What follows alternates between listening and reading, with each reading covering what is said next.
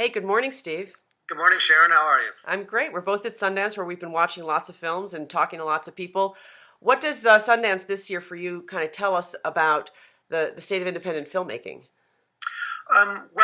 For one thing, and you wrote about this yesterday, it tells us that women are taking a bigger role than ever. I mean, half the films in competition are directed by women. Hmm. Um, and I don't know if that's indicative of Sundance going out and looking for female directors, or if that's indicative of larger trends in independent filmmaking. It would be nice to think that maybe it was the latter. Hmm. Um, Definitely.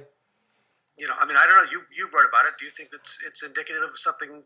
Well, Something? I think it's very hard to say because, as you know, the numbers in general for the whole industry of women filmmakers remains exceedingly low, around about 7%. Doesn't really move from there, despite Catherine Bigelow and all of that. But when I spoke to the women filmmakers here, they were very excited about being here in a year when they're part of this landmark moment, and they feel like it's changing. So that's really interesting. And you have filmmakers everywhere from like first-time filmmakers like Liz Garcia, who's very young, who I met yesterday, who did a movie with Kristen Bell called The Lifeguard, all the way up to somebody like Naomi Foner, who's making her first film at age 65 with Dakota Fanning.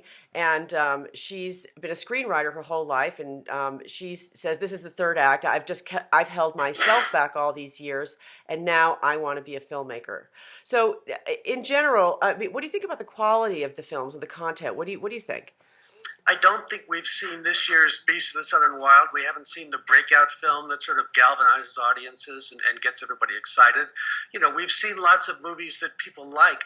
I haven't seen the ones that people love yet.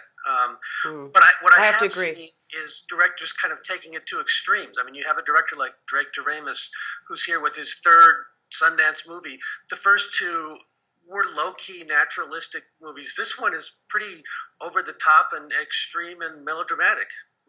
That's with Guy Pearce playing a married suburban father who dreams of being a musician, missed his dream, and then Felicity Jones, who was in Like Crazy, comes in as an exchange student and kind of upends the family dynamic.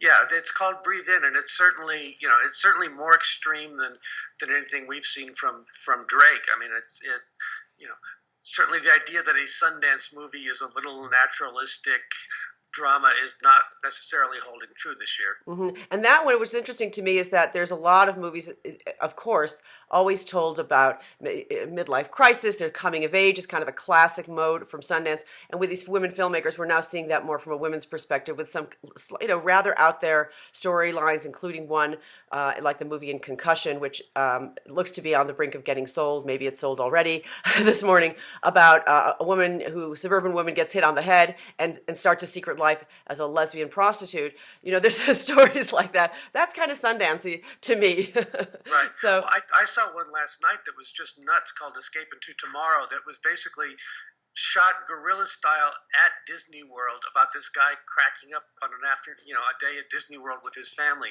And clearly they shot the whole thing without permission on Disney World, including on the rides. wow. It's nuts.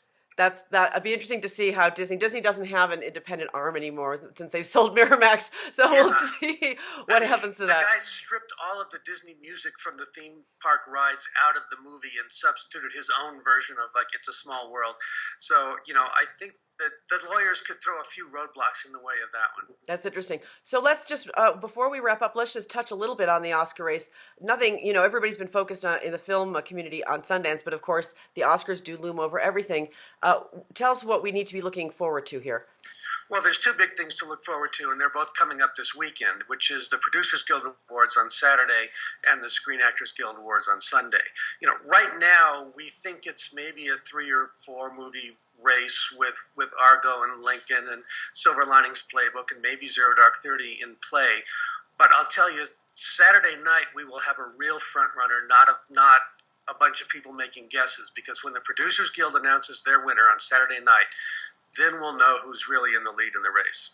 Okay, cool. Do you want to make a prediction for that one, or are you? I'm thinking maybe Argo, but I don't say that with a lot of certainty at all. Interesting. Okay, cool. We look forward to that, and let's have a great rest of Sundance. Okay, thanks, Sharon. Thanks.